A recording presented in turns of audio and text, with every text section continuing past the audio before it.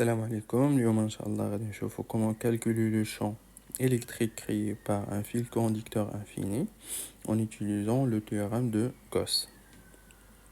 Donc par exemple, on a un fil infini et on veut calculer le champ dans l'espace, dans un point 1 par exemple. Donc le théorème de Gauss, il dit quoi? Donc il dit que le champ ou bien le flux est égal à quoi? Est égal à l'intégrale double d'une surface fermée du produit scalaire entre le vecteur champ et le vecteur d2s. d2s c'est un élément de surface. C'est égal à quoi? Donc la somme des charges à l'intérieur sur epsilon 0. Donc on va diviser cette formule en deux. Donc on va commencer par le calcul de flux en utilisant la première expression, c'est-à-dire l'intégrale double de E fois d2s.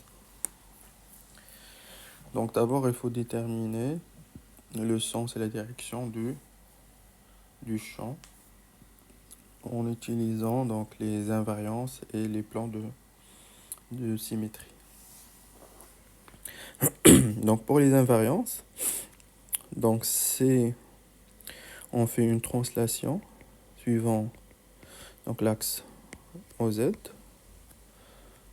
Donc le champ ne change pas. Donc si je monte ou bien si je descends, le champ ne change pas parce qu'on a un fil infini. Si on fait aussi une rotation autour de l'axe, donc le champ aussi ne change pas parce que on s'éloigne avec la même distance du fil. Donc on a une invariance par rapport à translation, donc suivant EZ, et on a une invariance par rapport à rotation. Mais si on éloigne du fil, ou bien si on se rapproche, le champ ici il est différent, donc ça change. Donc le champ il dépend de R. Maintenant on va voir est-ce qu'il y a des plans de symétrie. Oui, on a deux plans de symétrie. Donc le plan qui est parallèle à l'axe OZ et qui passe par le point M, c'est un plan de symétrie. Donc ça c'est la distance R, ici c'est ER. Donc là on a aussi le vecteur Eθ comme ça qui rentre. Et on a le vecteur Z là. Donc le plan qu'on a, c'est un plan qui va être parallèle à OZ et qui passe par le point M. Donc ça c'est le premier plan. Donc le premier plan c'est O, ER, EZ. Et le deuxième plan c'est quoi?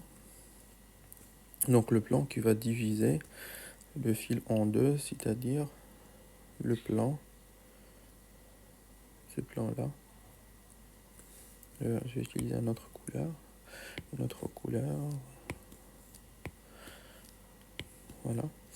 Donc le plan sort ce plan là. Donc le plan OER, voilà, Eθ.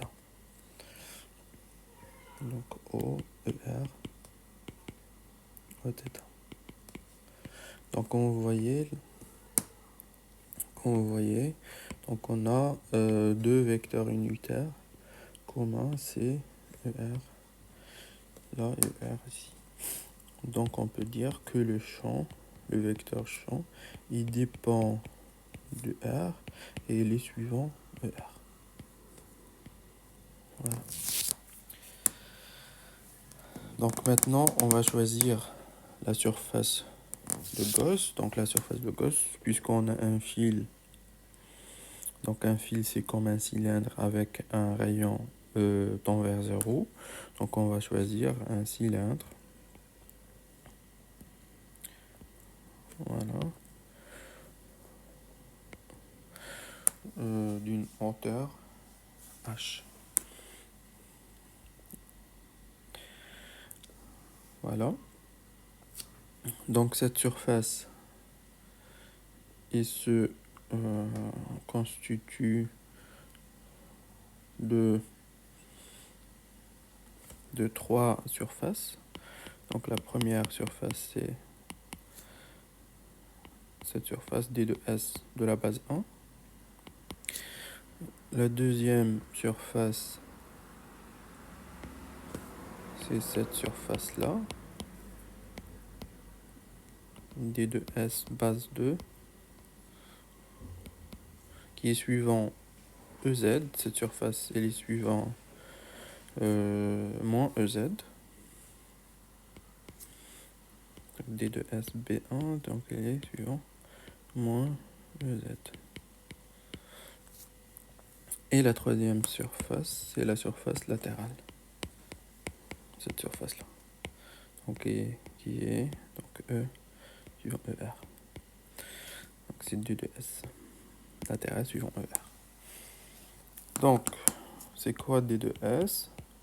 Donc, c'est la somme de D de S de la base 1 plus D de S de la base 2 plus D de S latéral.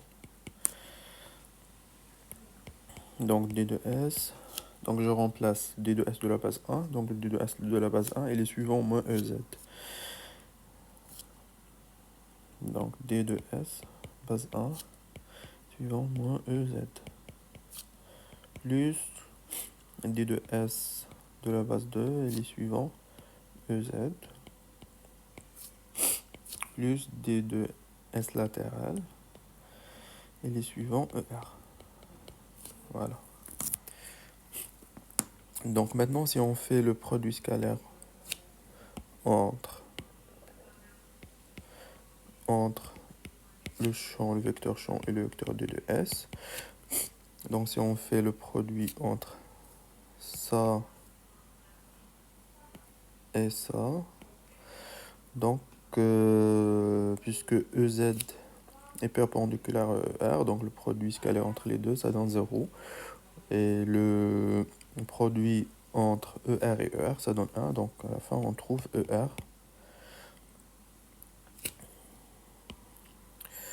E suivant ER fois D de S latéral suivant ER qui donne E D de S L. Parce qu'on a ER, scalaire ER, ça donne 1. Et ER scalaire EZ, ou bien moins EZ, ça donne 0. D'accord. Donc le flux dans une surface fermée, on va trouver DE fois D de S latéral. Donc le champ il est uniforme. Je peux sortir de l'intégrale, donc ça reste D de S latéral. Voilà, maintenant il suffit de déterminer donc la surface latérale de cette surface de Gauss, c'est-à-dire cette surface-là. Donc cette surface c'est quoi? C'est l'aire de ce cercle fois la hauteur. Donc E, donc intégrale double. Donc là, je ne parle pas de la surface fermée ici. Voilà. c'est d de r fois d de θ fois h, donc la hauteur. Donc le flux est égal à quoi? Égal à E.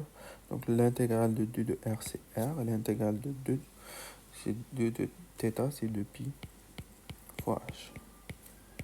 Donc voilà le premier expression du flux. Pardon, ça c'est h.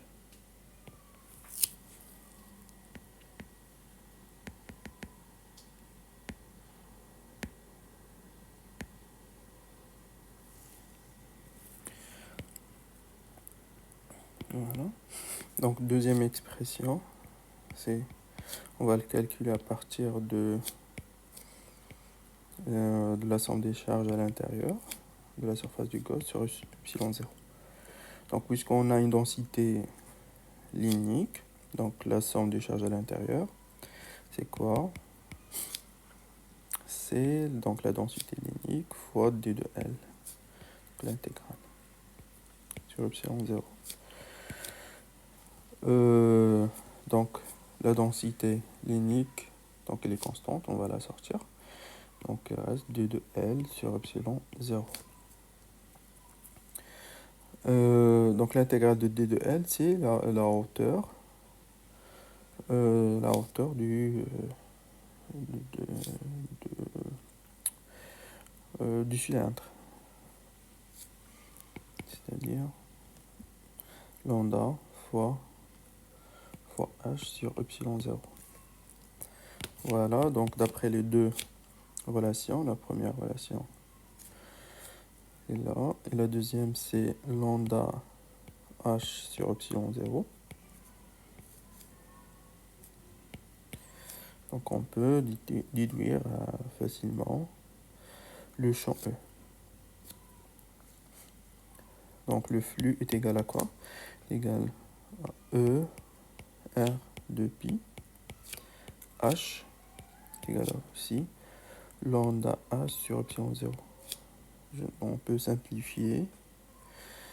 Donc le h ici avec le h ici. Donc on trouve E est égal à quoi?